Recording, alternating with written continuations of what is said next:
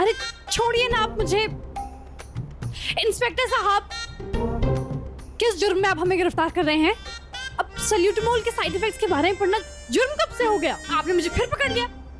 प्यार के side effect के बारे में सुना है, शादी के साइड इफेक्ट के बारे में सुना है, ये सल्यूटामोल के साइड इफेक्ट्स? हाँ, लगता है इस कारोबार का ये नया कोड वर्ड है। अरे तुम लोगों को शर्म आनी चाहिए दिन दहाड़े सल्यूटामोल करते हुए। हाँ? सल्यूटामोल करने का कोई वक्त होता है? ओह, मेरी मर्जी, मैं चाहे सुबह करूं, शाम करूं, दिन करूं, रात करूं, आप क्या? ओ शेजवान, सल्यूटामोल इनके लिए पढ़ाई करना नहीं है, कुछ और सोच रहे हैं। जो भी सोच रहे सोचने दीजिए, मैं कोई गलत काम थोड़ा ना कर रही हूँ। मैं पहली बार देख रही हूँ किसी को सल्यूटामोल से इतनी प्रॉब्लम है। आपको पता भी है हॉस्पिटल में कितने डॉक्टर्स पेशेंट्स की जान बचाते हैं सल्यूटामोल से। डॉक्टर्स सल्यूटामोल से? अबे ओ शेजवान, क्यों फैल रही हो? इनको लगता है कि सल्यूटामोल वो होता है जो ये तुम्हारे साथ करने की कोशिश कर रहा था।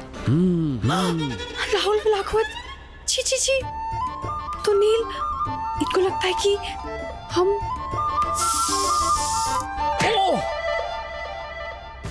तुझे तो इतने डंडे पड़ेंगे ना। मैंने क्या किया सर? मैं क्या किया है? अरे तुम्हारे बारे में सारी इंफॉर्मेशन है हमारे पास। छी छी छी छी छी। अरे कल तक तो औरतें अपने शरीर का व्यापार करती थी और आज तुम जैसे मर्द ये सल्यूटामोल करते हैं।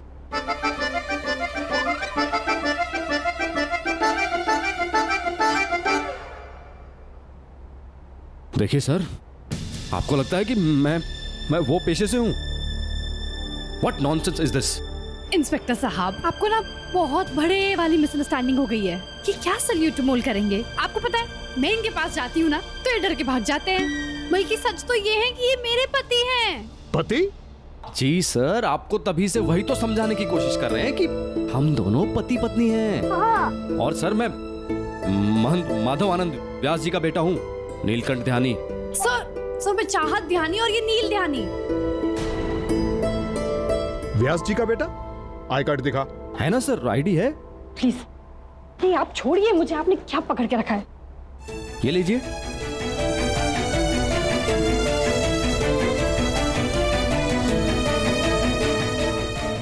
गधा समझ रखा है। ये फोटो तो किसी और की है। अरे सर, फोटो सर, आईडी मेरी है, फोटो किसी और की कैसे हो सकती है? देख, किसकी फोटो है?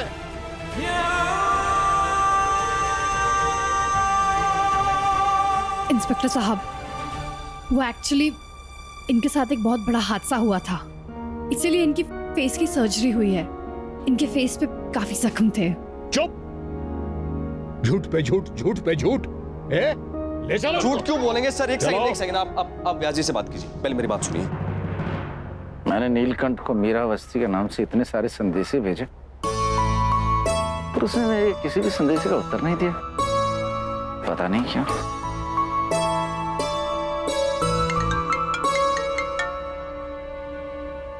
हेलो। प्रणाम व्यास जी।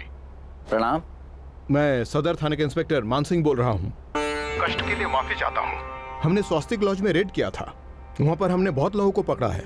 उसमें से एक लड़का अपने आप को आपका बेटा नीलकंठ बता रहा है। व्यास जी, क्या आप स्वास्तिक लॉज आ सकते हैं? सरा जी, वो नीलकंठ स्वास्तिक लॉज में? मैं भी आता हूँ। शुक्रिया व्यास जी।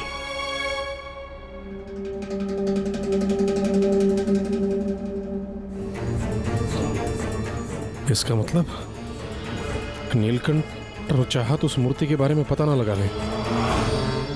मुझे वहां पर पहुंचना होगा। सरा जी, नाम क्या है तेरा? मोबाइल नंबर नोट करो। ये सब तुम्हारी गलती है। तुम जबरदस्ती लेके आई हो मुझे इस घटिया जगह पर। ओ हेलो, आप तो ऐसे बोल रहे जैसे मैं वेकेशन मनाने आई हूँ। छापड़ा से इन्फॉर्मेशन निकालनी है ना? कौन छापड़ा? तुम कोई करमचंद हो? इन्फॉर्मेशन निकालनी है? छापड़ा से फंस गए ना यहाँ पर। ए डुप्लीकेट नीलकंठ, अरे तुम लोगों ने इसे लवस पॉइंट समझ रखा है क्या? बकर बकर किए जा रहे हो। सर, मैं इसको यही समझाने की कोशिश कर रहा हूँ, ये बेकार में बहस कर रही है।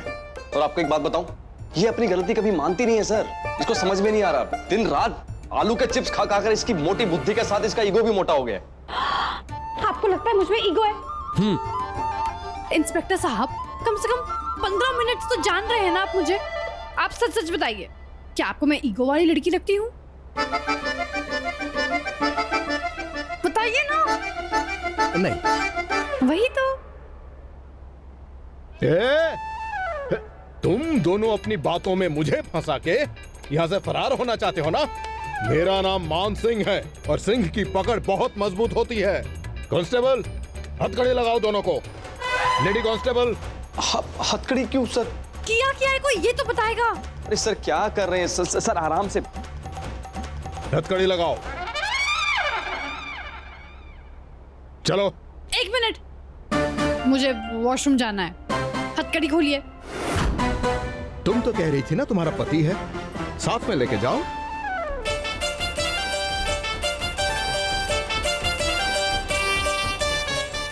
ठीक है, आज तो मैं प्रूफ करके रहूंगी कि ये मेरे पति है। चलिए नील, चलिए वॉशरूम। कांस्टेबल, साथ में जाओ।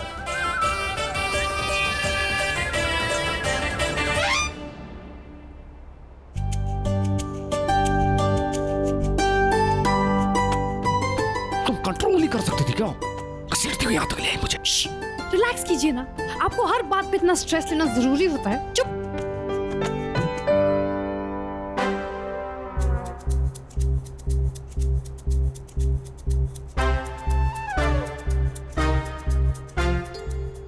ओ भयंकर, तुम क्या कर रही हो ये?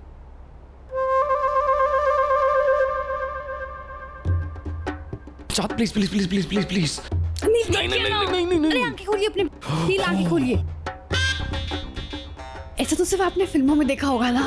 अब मैं स्पिन से हथकड़ियां खोलने जा रही हूँ। Oh no no no no no no no no no, पहली बार इतना तमाशा क्रिएट हो चुका है, बहुत प्रॉब्लम हो चुकी है। Chand please please please please Neel, please. आप कितने डरपोक हैं। छोड़िए, करने दीजिए मुझे। चाँद नहीं नहीं नहीं नहीं, फंस जाएंगे प्लीज। अरे नील, कुछ नहीं होगा, एडवेंचर है, मजा आएगा। एडवेंचर नहीं, वो मान सिंह बहुत डंडे मारेगा मुझे।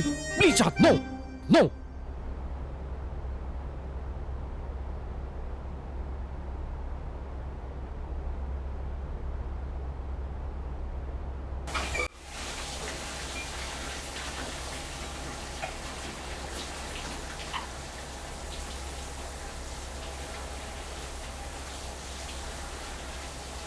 बस अब ये देखना बाकी रह गया था ना कि भीग कर बीमार पड़ जाओ और एग्जाम्स की तैयारी ना कर पाओ।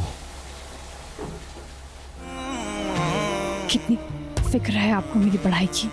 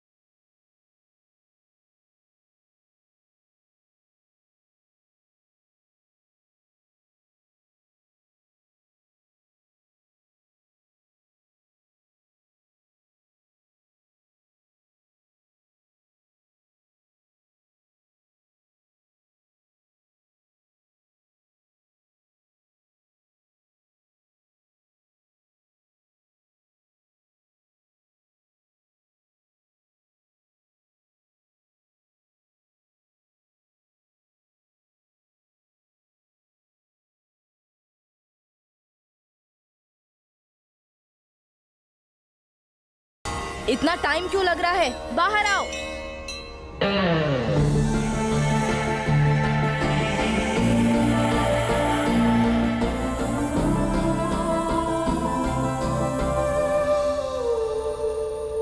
साहब, अब तो फाइन भी भर दिया मैंने। जाने दो मुझे। अभी तक तो इससे कोई इन्फॉर्मेशन नहीं मिली है। ऐसे कैसे जाने दे सकती हूँ मैं इसे? अरे तू रुक, तेरी खातिरदारी अभी बाकी है। चलिए। ए, सबके डिटेल्स लो, फोन नंबर, एड्रेस सब। सुनिए, मुझे ना आपसे कुछ बात करनी है। अरे आप फिर आ गए। अरे मुझे माफ कर दो बहन, मैं राखी बनवा लेता हूँ आपसे। अरे मुझे आपके पति से फिर से नहीं पीटना। आप मुझे बहन मानते हैं ना, तो प्लीज मेरी मदद कर दीजिए। चाँद, क्या चल रहा है? नील, आई एम सॉरी, मैंने आपको पहले इस बारे में नहीं बताया। वो एक्चुअली मुझे इस इंसान से एक इम्पोर्टेंट इन्फॉर्मेशन हासिल करनी है। इसलिए मैं इस लॉज में आना चाहती थी। प्लीज बता दीजिए ना। नीलकंठ, कुंवारी,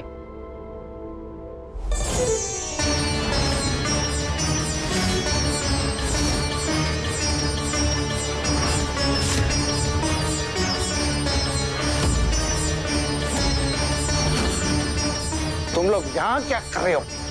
क्या आवश्यकता पड़ी थी आने की? प्रणाम व्यास जी, ये वाकई आपका बेटा नीलकंठ है? माफ कीजिएगा, इसका चेहरा आईडी कार्ड से मैच नहीं हो रहा था, तो हमने सोचा कि हवलदार हथकड़ी खोल दो इनकी। इंस्पेक्टर साहब, एक दुखद घटना में नीलकंठ का चेहरा बिगड़ गया, इसीलिए आप मेरे सुपुत्र को पहचान नहीं पाए।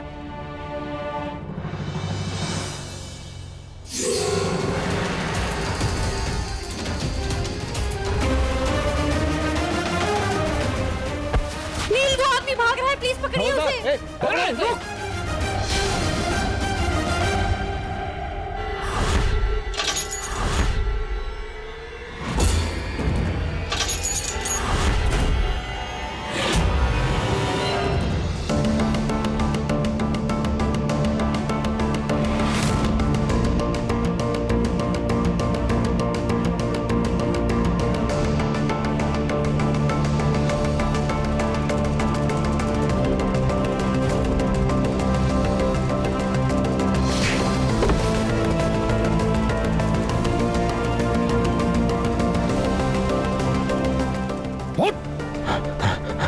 कुछ नहीं किया, कुछ नहीं किया तो भाग क्यों रहा था?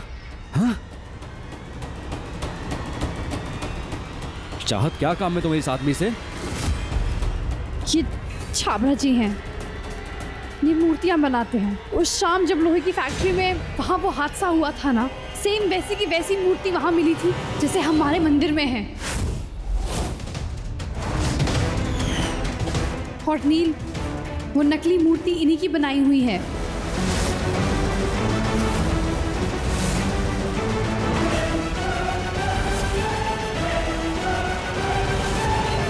माँ की नकली मूर्ति?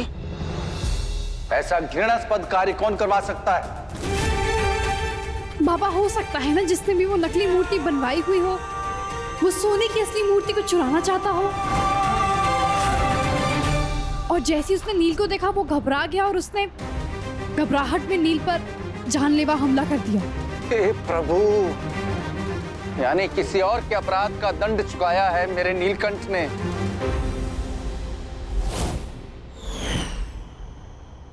नकली मूर्ति बनाने का काम किसने सौंपा था? बताओ। बताता हूँ।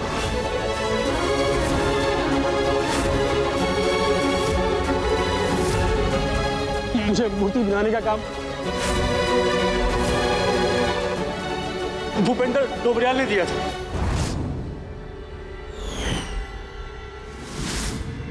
भोपू भैया?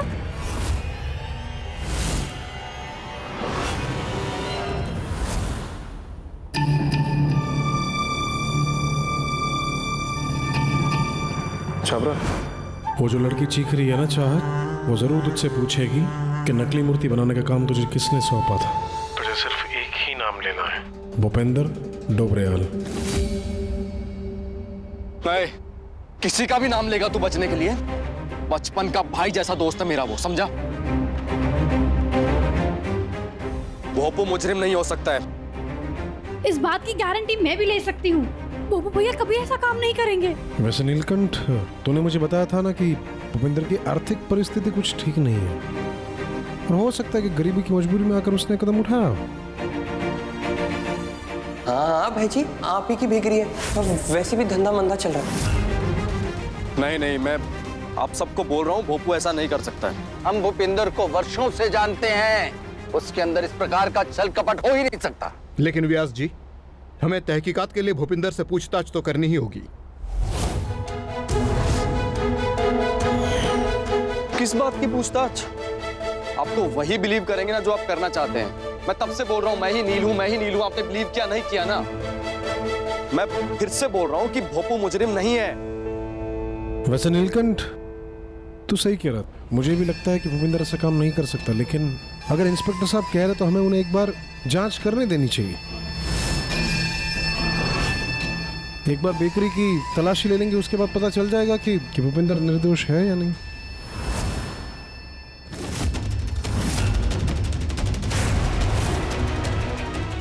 ओ भयंकर, बेकरी की तलाशी होगी तो इनके हाथ बेग लग जाएगा।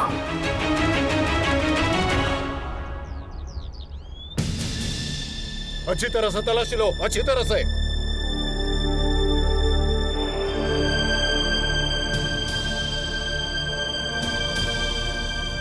लगता है भोपू बेकरी में नहीं है।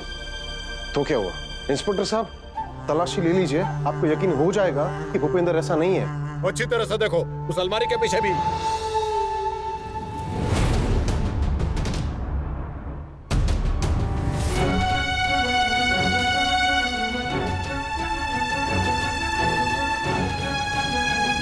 हे भोलेनाथ, पीछे का कमरा मत चेक करने देना इन्हें, कहीं बेग इनके हाथ न लग जाए। नील, आप इतने स्ट्रेस्ड क्यों लग रहे हैं? हम तो जानते हैं ना वो भैया से यहाँ पे कुछ भी नहीं मिलेगा।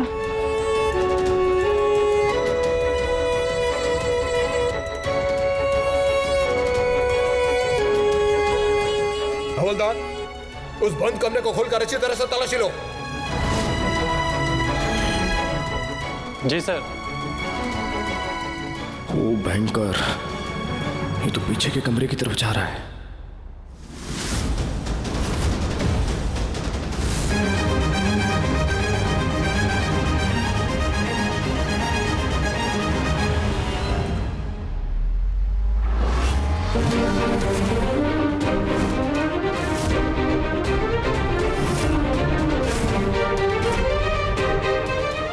लगता है बेग फिर से भाग गया।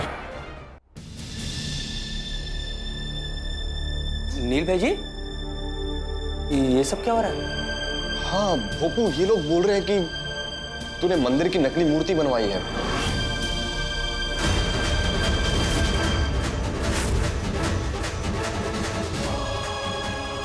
क्या? मंदिर की मूर्ति? शिव शिव शिव शिव शिव, ऐसा कुछ करूंगा तो पाप नहीं लगेगा मुझे? आई नो, तू ऐसा नहीं कर सकता। I know. सर, ये रही मूर्ति।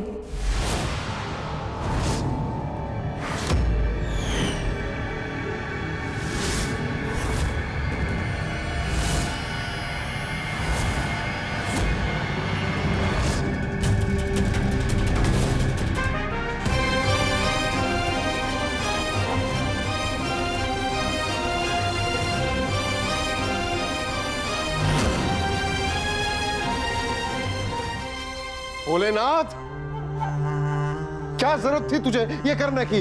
बोल। प्रमुख जी, नील भाई जी, मैंने ऐसा कुछ नहीं किया है।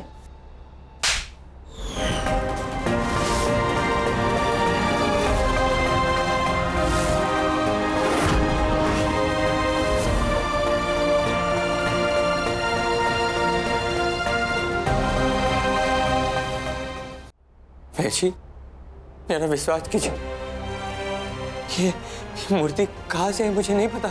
मुझे पता था कि तेरा बिजनेस ठीक नहीं चल रहा। अरे पैसे की जरूरत थी तो मांग लेता ना मुझसे।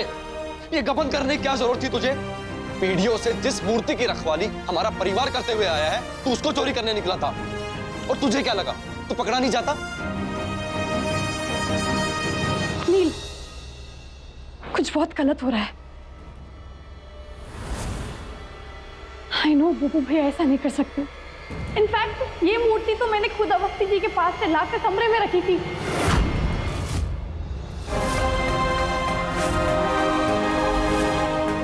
पर ये मूर्ति यहाँ कैसे आ गई?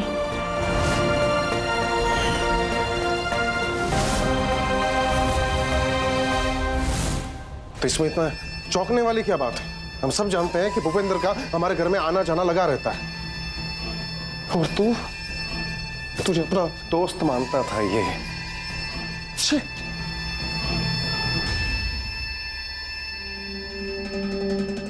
इंस्पेक्टर साहब, पीछे वाले कमरे में हमें ये मिला है, शायद इसके साथ यहाँ कोई और रहता है।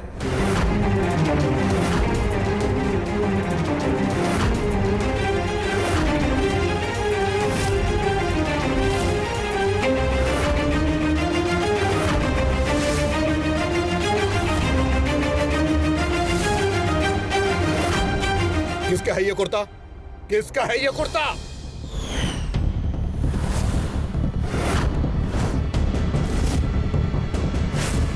सच सच बता, किसके साथ मिलकर गैर कानूनी काम कर रहे तू यहाँ?